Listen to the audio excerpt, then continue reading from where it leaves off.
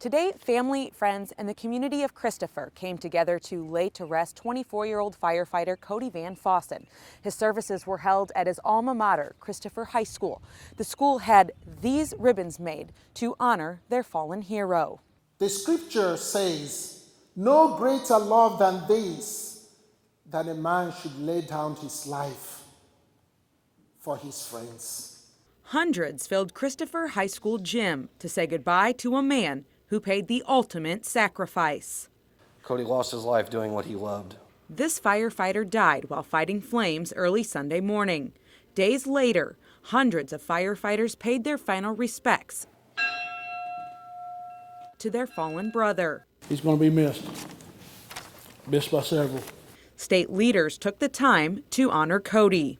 Our commitment is that Cody will never be forgotten. And his family with a proclamation for Cody's legacy. All Illinois residents owe a debt of gratitude to the men and women firefighters who selflessly serve to protect our lives and keep our families and communities safe. Cody was a third-generation firefighter. Cody loved to be a fireman. He idolized his father and followed in his footsteps, which made him one of the best firemen I knew. And he now reports to his new station with his new assignment. His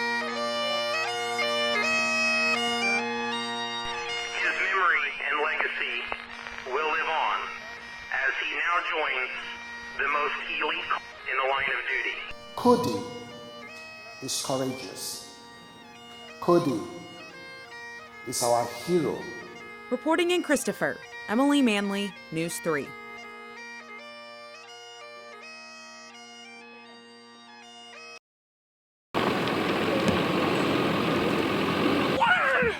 Look.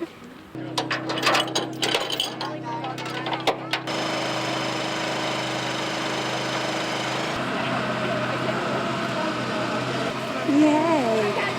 Look. While she was intubated one night, my mom was singing to her, and she was trying to sing through the tube with her. She was wording the words with my mom, and my mom told her that she was a princess and that she deserved a castle and that she was going to get her one when she got better. I'm happy for you. You deserve it. My stepmom had reached out and said, "We want to make this happen, and we're gonna get it for her before Christmas." Once we heard about Giovanna and the whole situation, the story, we couldn't say no. When I was early on pregnant, less than 20 weeks, we found out that she was sick.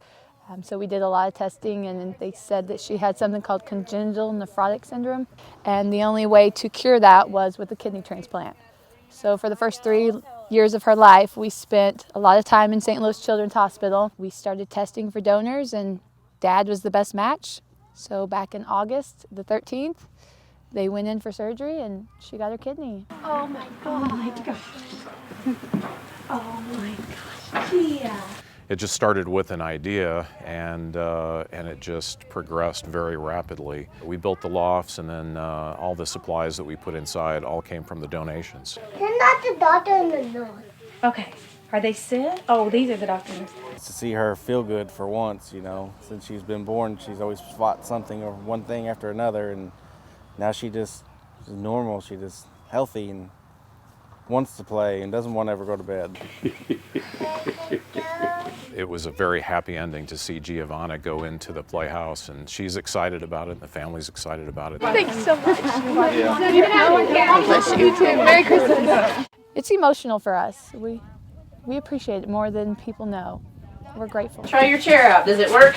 I don't think kids will ever realize the impact that you have made on our life and our family. We are forever grateful for each and every one of you, and just grateful for the community that we live in. Is this another dead end? Oh my goodness, I'm going around in circles. This is supposed to be for children. Nothing says fall like pumpkins, corn mazes, and hay rides. Are you sure you want this one? And one family who knows all about these seasonal favorites is the Shelton family. Okay. Reggie and Jamie Shelton started what is now a family fall farm by selling a few pumpkins and bundles of straw in their front yard in Benton. They were so trusting that they just had a coffee can out there for customers to throw their money in while the two of them were at work. We would come home from work each day and we would be amazed at how many pumpkins and straw that we had sold that day. So one thing led to another, and the next thing we know, we have a little shed that we're finally selling some fall decorations out of, and people came up to us and said, why don't you add a hayride, or why don't you add something fun for the kids? Well, the Sheltons did much more than just a little something. In 2009, they created Breezy Hill Farm. Never would we have thought we would be here today doing this, so it's fun. We enjoy every minute of it. And it's a good thing that they do enjoy it, because they put a lot of hours between the weekend after Labor Day and the last week of October. Jamie runs the store and uses her background in horticulture to grow the mums. And then we just load them right on the cart and take them up. Reggie takes care of everything else on the outside. Try to keep it as neat and clean, because that's what I strive for. I like to see everything nice and neat. And safety is a big deal. You know, we try to make things as safe as possible. We started out my work on the farm with organizing pumpkins. So did you grow all these? A lot of pumpkins. Is this a $5 pumpkin? I would... $3, $6? Oh my goodness. I would say we'd probably put him in the $4 pumpkin. The $4 pumpkins. Yep. You probably have to move just a little bit faster than that, Callie, because you got a whole trailer. Breezy Hill Farm offers much more than just fall decor. Almost. They have a number of fun activities for the kids, but with these activities comes a lot of work. It's like an elephant vacuum. Hit me.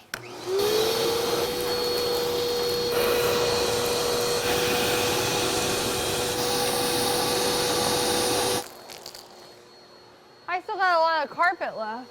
And the cleaning didn't stop inside the play barn. Just get it in a pile. Yep. Hi, Mr. Mama. After all the daily cleaning was done, I had to get all the other activities set up and ready for the kids. That includes the hayride. Make sure it's in neutral. You know what neutral is? No. Ooh. The duck races. Oh, fun. The gemstone mining. I'll reach up and push that switch and then the water will come on. Ooh, cool. And the tricycle track. Oh, you cut me off. Ah! Typical woman driver. We try to come up with ideas that allow kids to do stuff that's not on electronics all the time, and it gets them out. Whoa. It was easy to see that this place was not just fun for the little ones, but for the big ones too. We love our farm and what we do, and we love the people that come, meet and greet. Just to see a smile on a kid's face, it makes it all worthwhile. I learned what all it takes to run a family fall farm. Callie on the job at Breezy Hill Farm is officially complete. For the last couple of days, we've been given some gift cards from different businesses in Vienna and Johnson County. They were donated to us by the Elks from Johnson County, and to hand them out and to wish people Merry Christmas. B106 Santa stop here at the parking lot of the Dollar General. What did I do? You did nothing wrong today.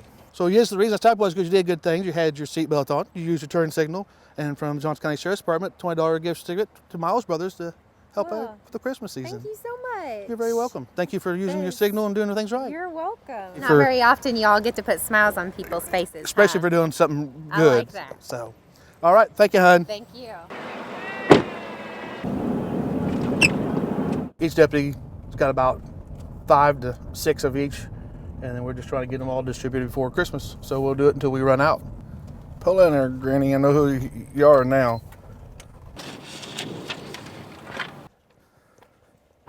So an appreciation, my man. That's cool. I just came from Miles Brothers. For having decorations and using your turn signal and your seatbelt on.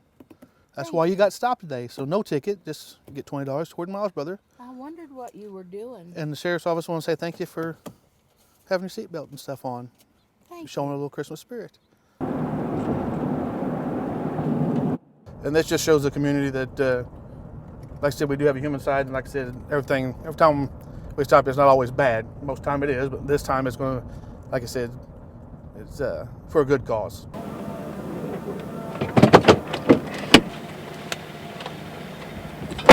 The Sheriff's Office is giving people a gift certificate for good deeds today. It's a $20 gift certificate for the Vina Diner. Thank you very much. You're very welcome. I appreciate So, that. like I said, the Elks donated them, gave them to us to hand out. So we're doing things with people that are doing good things today. Well, I appreciate that very much. You're very welcome, ma'am. Thank you very much. You have a Merry Christmas I and a will Happy too. New Year, all right? I will too. All righty.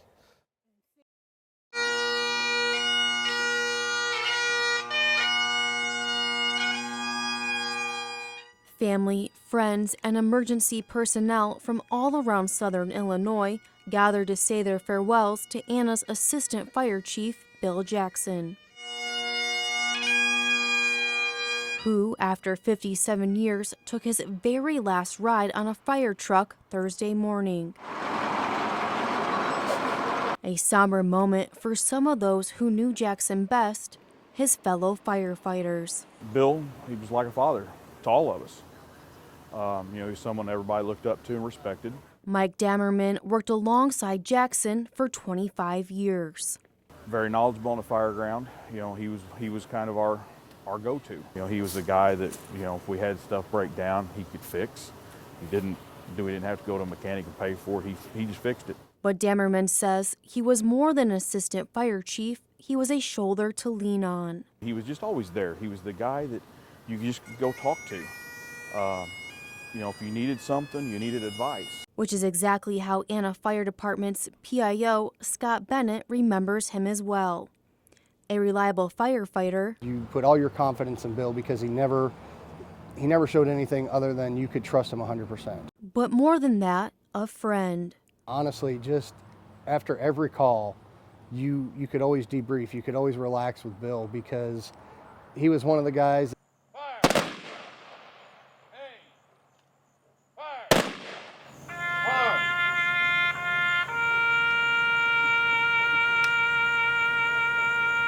Someone both Dammerman and Bennett will always remember. His legacy will be around for a long time, especially with us in the emergency services. We're very fortunate, very lucky, and very blessed to have Bill here as long as we did, and he will surely never be forgotten. Bill, thank you for your service. And may you rest in peace until we meet again. Time out, 12:55. Reporting in Anna, Brooke Slyer, News 3. It's about bringing artists who paint plein air, which is outdoors, to Fairfield for a week, and they paint scenery and buildings and interesting landscapes here in town and the whole county. I think it's a great way to expose the community to art and different types of artists. Today we're painting the Bob Boyles Hall, and that's the headquarters for this year's event, Fairfield Paint Out. We do try to look for iconic things that have to do, in other words, with the community. By going out to paint a picture, you call attention to places that are otherwise not noticed. I get that comment all the time. It's interesting to see them see things that we see all the time in a new and different way. Did this one this morning. We found a nice place out north of town. They had some nice railroad tracks, as you can see, and it's a favorite among people. This next one down here was just outside of town. I think it's a unique setting simply because people do not usually see artists out painting in the field. These events bring art to the public in a very effective way. It's impossible to step up to a painting and not have your mind transported elsewhere. Art is a powerful drug, I guess, if you will, in that regard, in that it takes us away from our troubles. Ready, spot. Ready, spot. The people that we honor, they gave everything they had. They had nothing left to give. They were deprived of the gift of life itself, and we stand on their shoulders. We all appreciate, respect, and shall forever remember those sacrifices. And those sacrifices made by those family members who have gone on through the years without those. It has nothing to do with we the living. This is not the place for politicians to prune or people to complain about what they don't have or to exercise their particular political opinions. This is the time to honor the dead.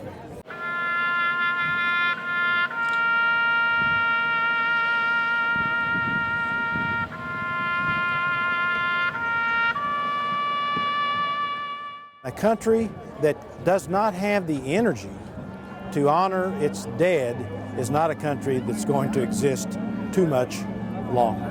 So I think it's critically important that our people gather and reflect and look back on what came before them.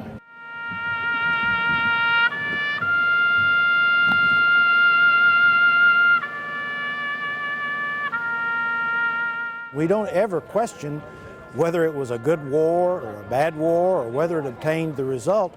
We're honoring them because they served in our name.